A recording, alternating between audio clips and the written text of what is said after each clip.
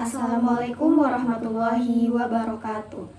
Halo semuanya, kami dari kelompok 3. Di sini kami akan menjelaskan tentang bahan ajar yang sudah kami buat. Jadi di sini kami akan mempersembahkan bahan ajar digital yang kami rancang untuk mendukung proses pembelajaran yang lebih menarik, interaktif, dan mudah dipahami. Bahan ajar ini disusun dengan menggabungkan berbagai media seperti teks, emoji-emoji yang lucu, lalu latihan interaktif, sehingga dapat membantu siswa itu memahami materi secara lebih mendalam. Nah, bahan ajar digital ini dapat diakses kapan saja dan di mana saja melalui perangkat seperti smartphone, tablet, maupun komputer. Dengan ketampilan yang sederhana namun menarik, kami berharap siswa dapat belajar dengan lebih nyaman dan tidak mudah bosan. Ya, jadi ini bahan ajar kami, teman-teman. Nah, jadi di sini anak-anak itu pertama-tama akan menjawab apakah kamu pernah membaca atau mendengar puisi, dan puisi itu tentang apa? Nah, jawabannya itu bisa pernah, bisa belum pernah, atau lupa. Itu tergantung anak-anaknya ya, teman-teman.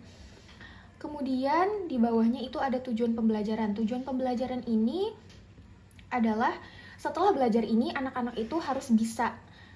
Setelah belajar hari ini kamu bisa, pertama, anak-anak setelah belajar ini akan mengerti apa itu puisi dan unsur-unsurnya. Kedua, bisa membaca puisi dengan suara lantang dan ekspresi. Ketiga, menulis puisi sederhana sendiri, 2 atau 4 baris. Dan yang keempat adalah mengenali rima dan kata-kata indah dalam puisi. Nah, di slide kedua ini ada materi. Materinya yang pertama ada aspek kebahasaan. Nah, di sini ada kata-kata indah atau diksi. Nah, jadi puisi ini menggunakan kata-kata indah dan spesial. Nah, jadi peserta didik bisa melihat perbedaannya dari kata biasa, yaitu bunga itu bagus, atau kata puisi bunga merekah penuh pesona. Nah, terus di sini peserta didik bisa pilih kata yang lebih indah. Nah, jadi peserta didik ini bisa memilih dari langit berwarna merah titik-titik. Nah, peserta didik bisa milih langsung yang biru atau yang biru membentang. Jadi langsung diklik aja.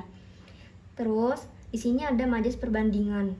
Majas adalah cara membandingkan sesuatu agar lebih menarik. Nah, di sini ada wajahnya bersinar bagai bulan, atau dia berlari secepat angin, hatinya selembut kapas. Terus ada rima atau bunyi akhir yang sama.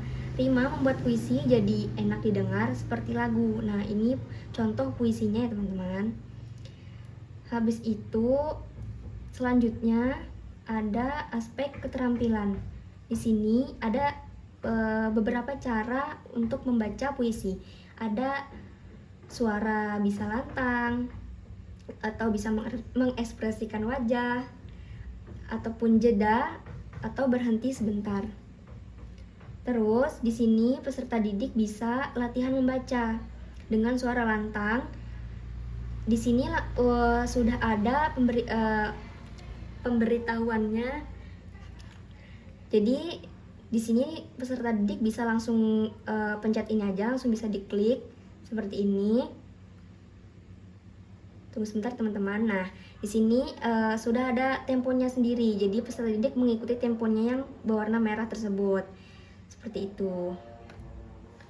Habis itu, di sini ada menulis puisi sederhana. Jadi, peserta didik bisa mencoba menulis puisi yang sederhana. 2-4 baris tentang sesuatu yang disukai peserta didik. Nah, pilih temanya dulu. Ada tema alam, tema keluarga, tema sekolah. Jadi, peserta didik bisa memilih sesuai yang disukai peserta didik. Jadi, peserta didik ini tinggal diklik aja, misalkan alam. Nah, jadi peserta didik langsung bisa langsung tulis di kolom seperti ini, langsung bisa diklik. Langsung peserta didik bisa langsung menyimpan puisinya. Habis itu selanjutnya ada aspek kesastraan. Nah, di sini ada pengertian apa itu puisi. Jadi peserta didik bisa membaca puisi itu adalah tulisan yang indah, mengungkapkan perasaan dengan kata-kata yang dipilih secara khusus. Jadi ada perbedaannya. Jadi peserta didik ini bisa lihat perbedaannya ya. Ada lebih pendek, ada kata spesial, ada pun penuh perasaan.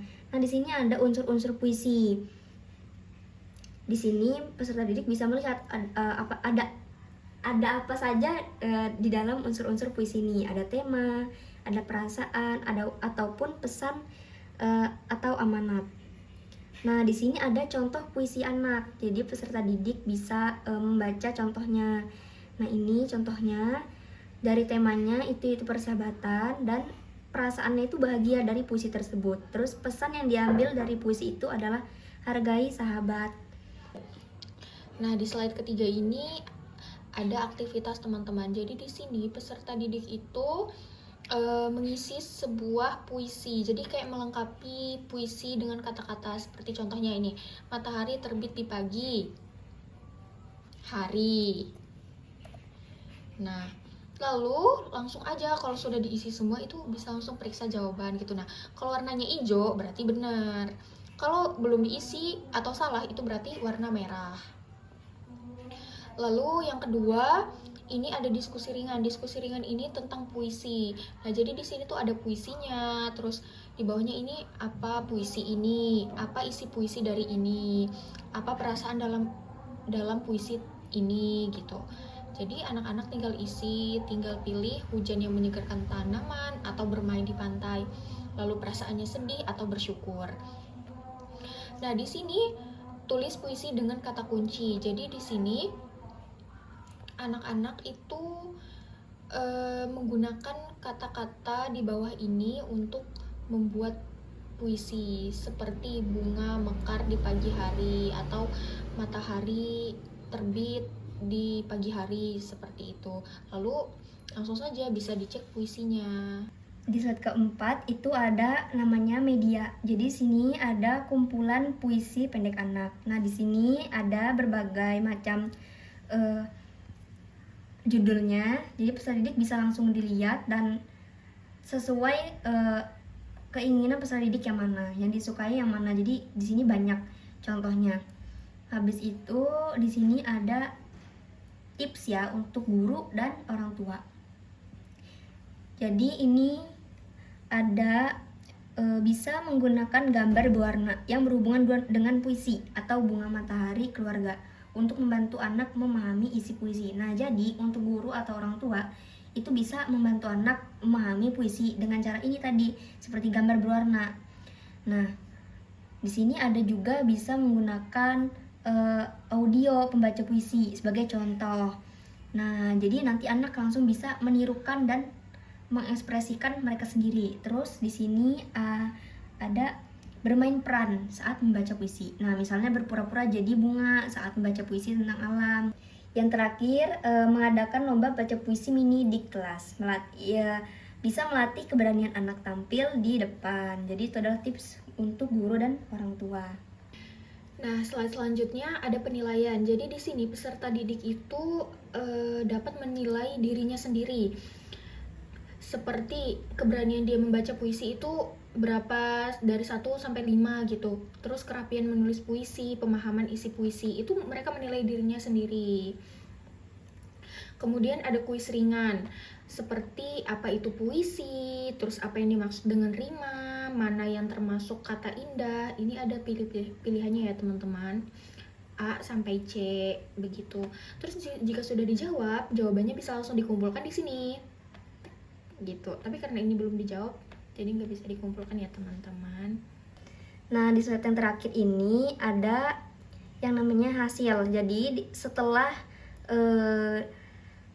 dari pendahuluan, materi, aktivitas, media, dan penilaian, di sini tuh ada akhir dari atau hasil dari semuanya tadi itu. Jadi di sini tuh udah ada langsung nilai-nilainya.